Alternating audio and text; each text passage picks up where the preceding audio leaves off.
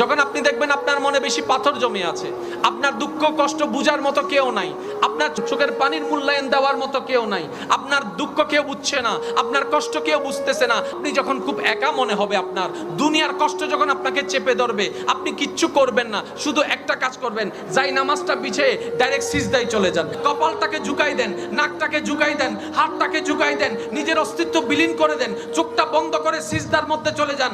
আল্লাহর ওয়াস্তে করে বলছি, কিচ্ছু পড়া লাগবে না, শুধু সিজদার মধ্যে পড়তে থাকেন, সিজদায় পড়ে থাকেন, কান্না করতে থাকেন। ওনাকে বুঝান যিনি আপনি না বললেও সবকিছু বুঝে, ওই রবকে জানান যিনি আপনি না জানালেও সবকিছু জানে।